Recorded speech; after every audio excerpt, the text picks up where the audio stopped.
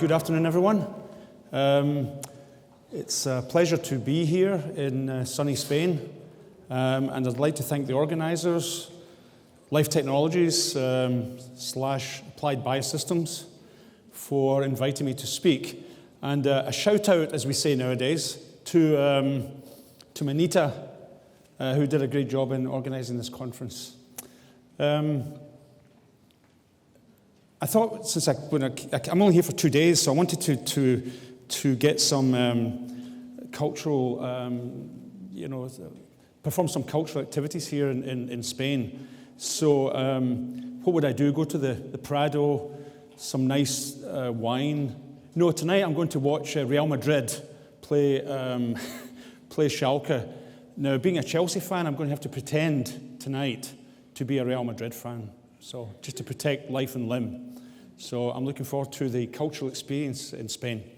Anyway, my talk today is about Y chromosome markers, and I'm part of a duo here. I'm speaking first, and Lutz Rover speaking after me. So the title of my paper is Why We Should Be Using YSTR Markers in Sexual Assault Investigations. So if you look at sexual assaults, these are figures from the United States. 60% of sexual assaults are not reported to the police. 97% of rapists never spending a day in jail. Every 2 minutes, another American is sexually assaulted. 1 out of 6 American women have been the victim of an attempted or completed rape in her lifetime. That figure is no longer 1 in 6. It's actually now 1 in 5. With more recent data. And 9 out of 10 victims are female. So sexual assaults are a big problem in the United States and around the world. So I suppose the philosophical bent of this talk is that every victim of a sexual assault deserves the right to determine the genetic profile of their assailant. Every victim deserves a genetic diagnosis, so to speak. Victims deserve and society deserves the right to put bad guys in jail and also to exclude falsely accused individuals. So it's a two-sided thing that the victims need to have closure to some degree, never closure, but society has a right to get these guys off the street. But secondly, we need to eliminate, whenever possible, falsely accused individuals. So the rape, the sexual assault situation is worse than even is reported. Quite often what we find in the United States is that, and presumably it will be similar in some other jurisdictions, that sometimes rape evidence is not even submitted to the lab. And the reasons given, and this is a study from an actual study, this is not just my opinion here. Stop making excuses. No suspect was identified, so we're not going to send the evidence. What? That's why we have databases, right? Analysis not requested by the prosecutor. It's another excuse. Lab not accepting new evidence due to backlog. Oh, we're too busy. Sorry, we're not accepting the evidence. Is that doing a job? I don't think so. Officer uncertain of the usefulness of the evidence. That's training. Lab was unable to produce timely results. And one I'm going to talk about in slightly more detail, incident took place more than 72 hours ago. So there's excuses after excuse. And as a member of society, as well as a forensic scientist, it's totally unacceptable to me that that's the case. So one of the problems that I'm going to mention later in some more detail is that some victims, one of the reasons why rape evidence is not submitted often is some rape victims report the incident more than 72 hours, more than 3 days after the incident. This may be due to drink or drugs, incapacitation, acquaintance, rape, etc. And in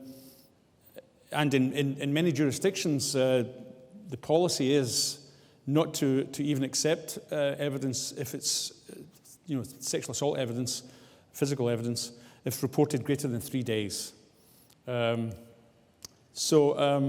why is that? Why is there a reluctance on the part of forensic labs to perform the analysis greater than 72 hours after. Well, it's a myth or fact. Is the sperm normally only persistent in observable numbers in the postcoital vagina up to 3 days in reasonable numbers? So standard DNA STR profiling is not possible in late reported postcoital samples. So the idea is that there's a very few sperm after 3 days or so. So once you go beyond 3 days, even if there are 1 or 2 sperm, you know, there's no point in performing DNA. You won't get a result. That's a lot of people believe that. So basically, but we do know that factually that male DNA profile recovery success does diminish with the postcoital time interval. So 24 to 48 hours is difficult sometimes, but it's routinely, one is routinely able to get a profile in some cases. But greater than 3 days typically isn't possible. It's not normally possible in controlled studies. Now, you always hear stories about certain cases, but they're not controlled studies, and you have to treat such data with a certain degree of healthy circumspection, let me put it that way. But we know from the literature is quite clear that in the vaginal canal, especially the cervical region or fornix, sperm can be detected 7 to 10 days. Sperm themselves, it's a small number, 7 to 10 days after intercourse. So there's a disconnect here. There is sperm for 7 to 10 days after intercourse, and yet many forensic labs, not all, but many forensic labs won't analyze vaginal swabs more than 3 days after the event. So in 1998, just to talk about some of the work we've done, this is me in my office in Florida. This is my office. And I think it was back in 1998, maybe Y chromosome analysis can help resolve rape cases that standard DNA analysis can't. Now, I'm not saying I invented that. I just thought, I've got to do something when I went into academia. And I thought that, I think there was one paper from Meki Prince. There was the minimal haplotype study performed with Manfred Kaiser et al. But there wasn't a lot out there. So I thought, let's look at some YSTRs. And I've been working on YSTRs now since 1998. And I'd like to report now in the United States, less than half the labs are using YSTRs. So I don't know what it's like in Europe, but it's not large yet. It's getting there. So why the Y then? Lutz is going to talk about this, but obviously the Y chromosome, Y in sexual assaults found in males, obviously, can ignore any female DNA from the victim in theory. And in mixed male-female samples, sometimes the standard DNA analysis can't work. And that can be due to various factors. One is that there's no sperm, so there's no differential anyway, and you can't separate the male and female cells. Of course, the problem with Ys is that discrimination right now is not as great as autosomal. So that's the downside. And all we're on with that is an upward trajectory, because the working hypothesis is that no two males' Y chromosomes are in fact the same. That's a working hypothesis, and I think we and others are proceeding with along with that belief. So anyway, we can use the Y. Now, recently in the United States, I just want to point this out, that SWGDAM has released interpretation guidelines. SWGDAM is, I probably don't have to go into this audience in detail about what SWGDAM is, but basically they produce guidelines that do have some influence on the practice of forensic science in the United States. And recent guidelines, 2014, talk about the importance of YSTRs in casework. And there was a deliberate attempt by SWGDAM to try and help the field move on with the use of YSTRs.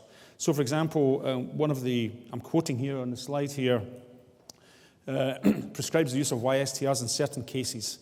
So YSTR typing is also used instead of autosomal typing for the detection of male and mixtures, etc. And given under certain conditions, a male minor contributor in a mixture of female-male DNA may only be detectable by YSTR, labs should pursue YSTR analysis as the most appropriate means of detecting a male contributor in some forensic samples. So it's saying you should be using YSTRs. It also recognizes that to do that, we need some good tools. And we need, for example, the ability to easily and clearly distinguish male in a DNA sample, what proportion of that sample is male and which proportion is female. And so the guidelines also say that quantitative PCR that enables the estimation of the quantities of both male and female DNA is an important tool for the determination of an amplification strategy that maximizes the potential for determining the male component. So it's saying we need a real-time quant assay. This is in the guidelines now. Okay, so we've heard, so there are a couple of tools that have been mentioned already today, and these are the tools I'm going to talk about today. One is Quantifiler Trio, which was, as Stefano described detail this morning, so I don't have to go through this to any large degree, except to remind you that basically it's a next generation, I would call it next generation since that's a nice way of saying it, next generation quantitation system that allows you to measure the amount of male and therefore the amount of female DNA, because you've got total DNA there, looking at the degradation, the amount of degradation, because there's a large autosomal and a smaller autosomal, and therefore from that you can calculate the female to male ratio, and from that you should be able to make a decision, that's the theory, but whether to go with autosomal STR analysis or if the female to male ratio is not in your favor, then proceed with YSTR analysis. And of course, we want to use, again, next generation kits that not only have more markers, but they're better chemistry. And so we're going to talk about Yfiler Plus. So it's not only to decide whether to go with autosomal or Ys, but also the hope is that if it's a negative result, there's no, there's no DNA present, whether it's the male or total, whatever you're looking for, then you don't need to proceed any further with the analysis. Okay, so what I want to point out is that in this diagram is basically to talk about false positives and false negatives. So what you have is that you have a series of samples. Some will be truly positive and can give a profile. So say we're talking about YSTRs, right? So there's samples. A sample will either have enough in that sample to obtain a usable or reasonable YSTR profile, or it doesn't, right? And so what we do is we've got a quantitation system that we're going to try and measure this. So the Quantifiler Trio system, because it's multi-copy, is extremely sensitive, and the hope is that it's so sensitive that we can basically decide where our decision threshold is. And in fact, we've found that to be the case, and others that I've spoken to and listened to have come up with the same conclusion. And basically, what this is showing you is that basically, when you have any analytical system, you have a decision threshold, and we always have this issue of false positives and false negatives. In forensics, it depends on the particular application, but in this case, we don't want, in this particular aspect, we don't want any false negatives. We want to be able to say this is truly a negative. So that comes at a cost we don't want false negatives. So we basically we can move that threshold wherever we want. It so happens that the threshold that the kit has seems to be in the right place, so to speak, as I'll show. So the other tool is Yfiler Plus that was mentioned this morning also. So the thing about the Yfiler Plus, it not only has additional loci, it has additional loci that has some rapidly mutating YSTR, 6 of them, which should help lineage differentiation within a family group. But for us, for the studies I'm going to talk about, the exciting thing was the chemistry is better for challenging samples. So these YSTR kits, is there a thing here? So with Yfiler, if this is Yfiler, if you look at haplotype sharing, these are samples of these stars show population samples, and the blue shows the degree to which, if there's a match, a haplotype match. And this comes from a large interinstitutional study coordinated by Manfred Kaiser, and this is Yfiler, so not the new kit, this is Yfiler, and this is the rapidly mutating set of loci, and you can see that with the RM loci, there's very little sharing by chance. Usually what happens with RM, if two haplotypes match, they're from the same individual, the same lineage, and they're not adventitious matches. Now, Yfiler Plus doesn't have all 13 in there. Yfiler has 6 of these, so it's going to be better than Yfiler, Yfiler Plus. It won't be quite as good as the RM, but it'll be intermediate between this. It's a high degree of discrimination. Okay. So in terms of the Yfiler Plus, when we validated that in our lab, we've come up with the same answers that most answers, the same parameters that others have. Very sensitive, 31 to 62 picograms of male DNA gives a good profiles, meaning probative profiles. Average number of alleles 17 and 25. Out of 20, there should be 27 or so. Inhibitors, it works in the presence of inhibitors. And mixtures, you can add 1,000-fold to 4,000-fold male to female ratios, meaning 4,000-fold excess of female and get a result. As you'll see, we go way, way beyond that. And minor MAF profile detected 1 to 8. So it's a good system. So what I want to move on to now is the use of these tools now with sexual assault evidence. So there's got two areas I'm going to talk about. One is just to show you how it can be used basically as a tool for decision making. And then I'm going to talk about, I'm going to do that using a set of samples, postcoital samples, just for illustrative purposes. It almost doesn't matter what the sample is because I want to show you, the female-male ratios, etc. And then I'm going to go on to talk about some work we did with extended interval postcoital samples. So anyway, the first one is just, what we did here is we took cervical vaginal samples from a couple, 1, 2, and 3 days after intercourse. These are separate acts of intercourse, not the same act. And precoital swabs were taken to show that there was no prior male DNA present. Donors abstained for at least 7 days between collections. Anyway, differential extraction, we used Quantifiler trio, quantitation, and then we amplified with Yfiler Plus and Filer, right? Independent of what the results showed, because we're comparing them. We're using the Quantifiler trio to do the quant, but independent of that result, because we're going to compare the result at the end, we then amplify the samples with Filer and Yfiler Plus. Okay, so typically with Filer, we added 1 nanogram when possible, up to 10 microliters for samples with lower undetectable quants. And YSTRs, the Yfiler Plus, we added 1 nanogram when possible, or up to 10 microliters for samples with low or undetectable quants. So here's the results now. I also apologize for, as someone else did this morning, or this afternoon, for being a lot on the slide. But I want to just, I'll describe it. But so what we have here is, so here's forget the bottom one. The bottom one is the observed results. The top one is basically the expected results. So what we have is a postcoital sample, 1 day, 2 day, and 3 day. These are the samples. And in this case, we've done differentials, non-sperm fraction, sperm fraction, non-sperm fraction, sperm fraction for all 3, day 1, day 2, day 3. So then we do Quantifiler trio, and we get the parameters, the various parameters. We get the large autosomal, small autosomal, and total human.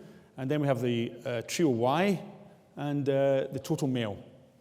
We also then have the male to female ratio, and then we have the degradation index. And then, so that's the measurements. These are the measurements.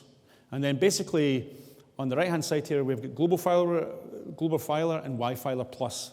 And at the top, the only difference between this top and the bottom is that this is what we thought a priori before we did the experiment. And here's the results after doing the experiment. So this is just the lower half is just a copy of the top half, except in the global filer and Y-Filer, we're talking about the actual results.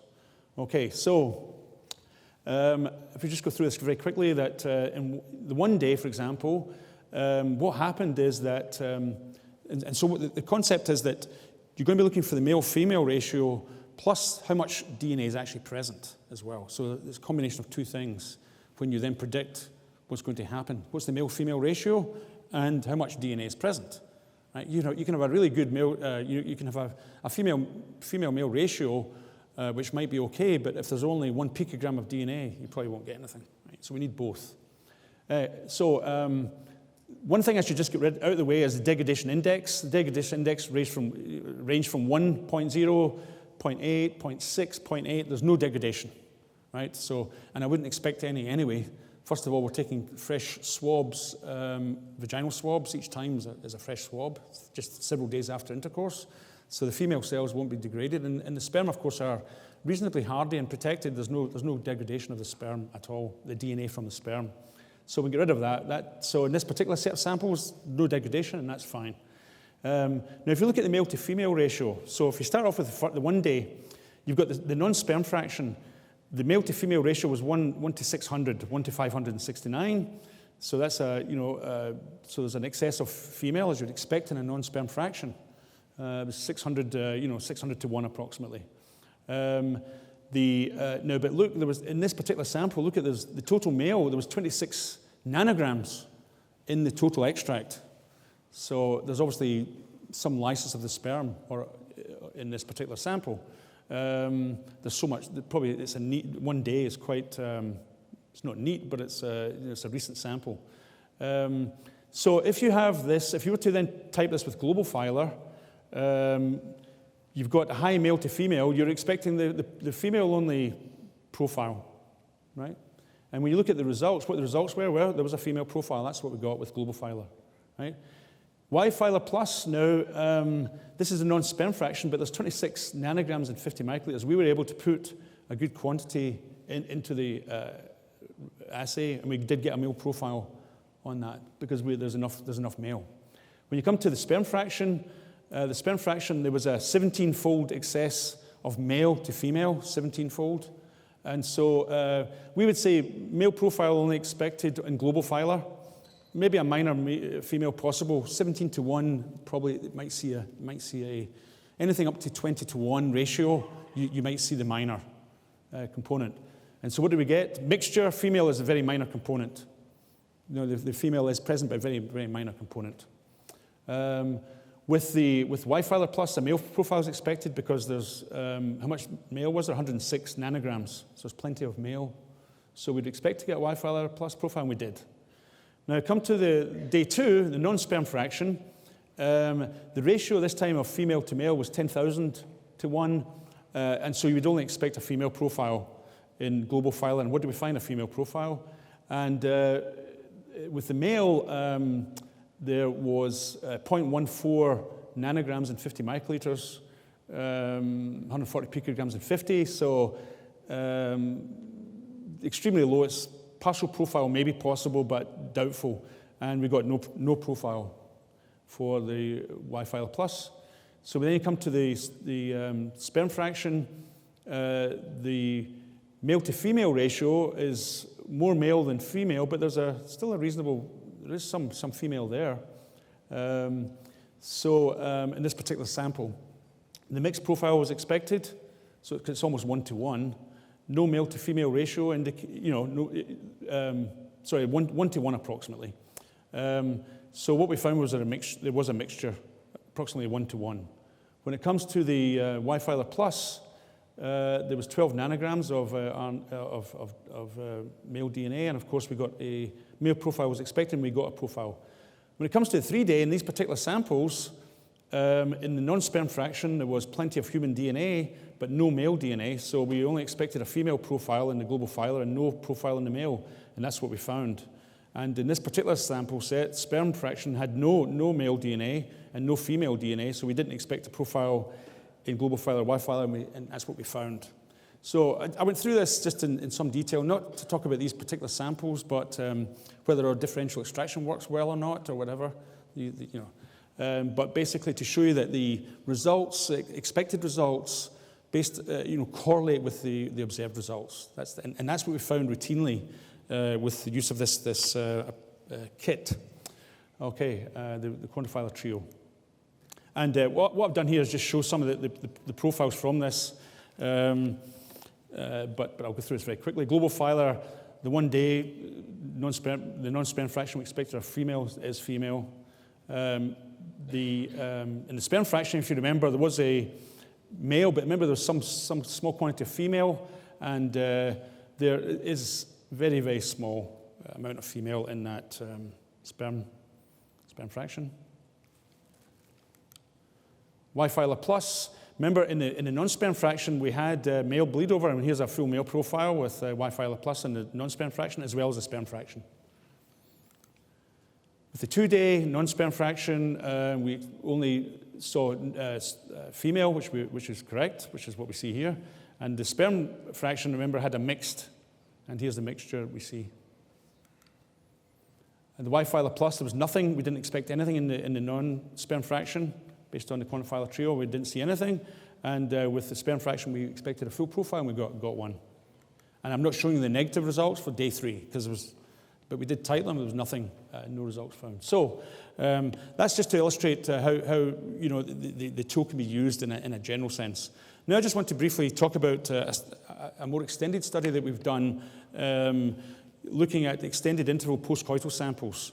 So for this study, what we had was 69 couples, donor couples.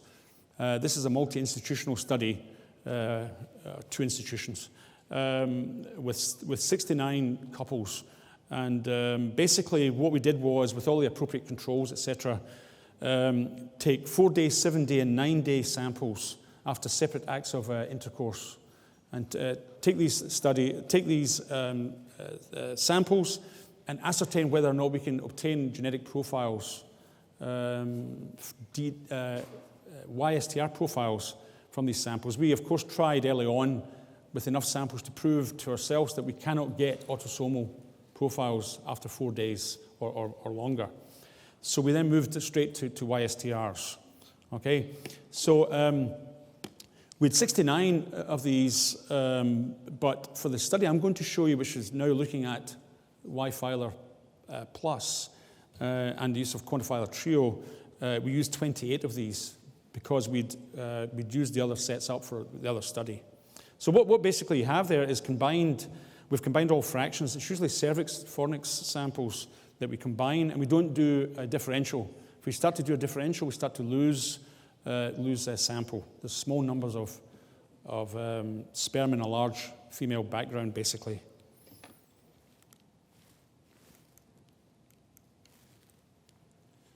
Try again. Oops. So caution, this is not a typical validation study, and these are very challenging and unusual samples that most people wouldn't have to deal with. And we've got a large number of them, so that's caution. So what we did was, before we did this study I'm about to talk about, is we developed an enhanced DNA typing method for these extended interval postcoital samples. And basically we used nested PCR. We designed primers that flanked the Yfiler primers, and we used that to increase sensitivity. And so what this just shows you is that of these, let me see here. What this shows is that in yellow is the enhanced method. These are all separate samples here along the x-axis, and these are on the y-axis, the number of alleles detected out of 17. And basically, if you see yellow is the enhanced method that we developed, right? And blue shows you the best 7-day standard method using Yfiler. Okay, so you can see that with some of these samples, you get some results with Yfiler. Some work. So Yfiler is still a good system. It still works. But when you use an enhanced method, we can pick up many more alleles. Okay, so since and that's just a summary of a large amount of data. So our data clearly demonstrates that improved profile recovery can be obtained using enhanced methods. But it cannot be readily performed by labs since they don't have access to these nested primers. Okay, so luckily for us, when I say lucky, because when you do research, it's good that other people can use this and not have to rely on specialized materials.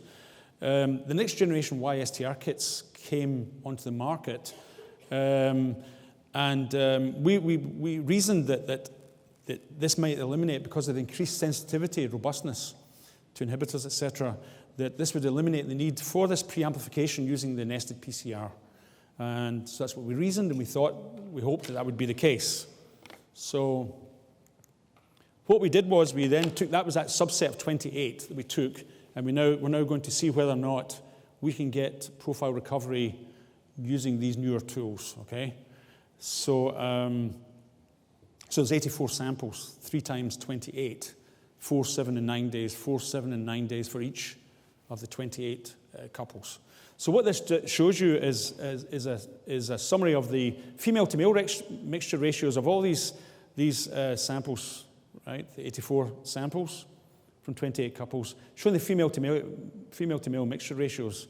And you can see in some you get large ratios, in some you get no ratios, and in some you get smaller ratios. But when you have a ratio, meaning that there's male present, then it ranges from anywhere from 333 to 1 female to male to 4.6 million to 1.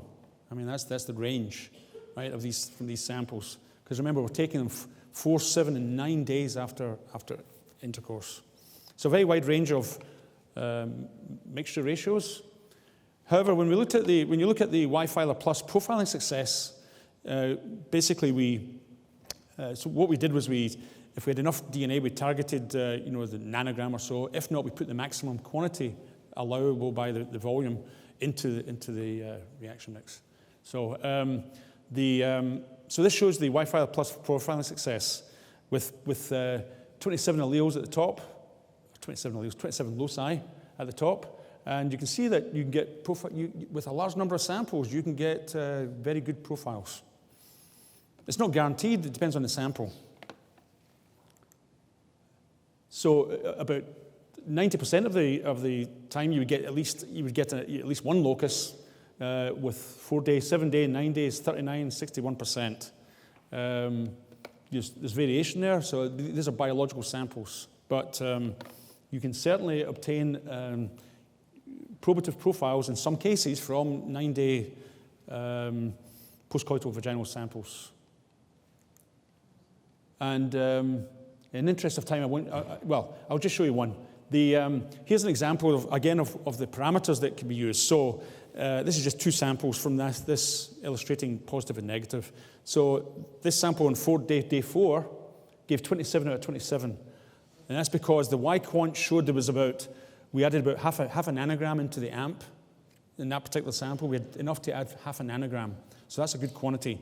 There was 2.7 micrograms of DNA in the actual AMP itself, because the male to female ratio was 5,000 to 1, right? And we got a full profile. This other sample, the 9-day one, was a negative sample, and meaning negative, there was no Yfiler Plus. In that case, we had 1 picogram of DNA was all we had, male DNA, added to the sample, of which we added 1.7 micrograms, in which was 1 picogram of male DNA. So we didn't get a result, and that's not unexpected, and it ties in with, again, the parameters. So the conclusions are that the quantitation system, there's excellent correlation between male quantitation and profile recovery.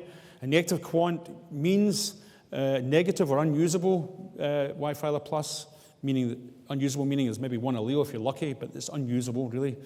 Observable autosomal Y results consistent with expected based upon quant and female-male ratio. Yfiler Plus is very sensitive, and basically many usable profiles can be obtained with high female-to-male ratios.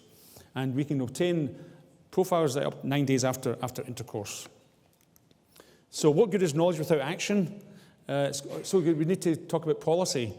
And the policy that we are espousing, along with others, is that labs should provide or arrange to provide, so either they themselves or they need to arrange the ability to do so, provide YSTR typing services in addition to standard DNA analysis. In my opinion, if a lab does not offer YSTR typing services, either themselves or through some other third party, they're not doing their job. It's as simple as that. If they have objective evidence that it's a sexual assault case or any other case where there's a male-female ratio where there's objective evidence of the presence of male DNA, and if you do not use YSTRs, if autosomal fails, in my opinion, you're not doing your job.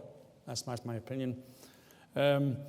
Jurisdiction should collect samples from samples at least up to 10 days after intercourse. Since we know we can get 9 days, we are recommending that until further evidence, you should be collecting up to 10 days. And we don't know yet the limit of recovery of DNA profiles from the semen donor. When statisticians look at some of our data, they claim that you can do this, you can get results 4 weeks out. Don't believe it for 1 second. So we don't know how long it would be, but certainly we can get results 9 days after intercourse. We need to work as a community in trying to obtain more autosomal profiles using alternative methodology to get this beyond this 4 days. And there are factors that are being studied. We're part of another study looking at other biological and socioeconomic factors affecting the recovery of male DNA from the cervical-vaginal tract. There's the female reproductive health, the age, whether pre or post-menses, the ethnicity. There's a few other factors that affect disability. And our data show that already, that there's some other effects, metadata. And of course, more loci. We want more loci, but with NGS coming along, next generation sequencing, then we should be able to get to the time when we do have full haplotype differentiation amongst all males. And with that, thank you very much.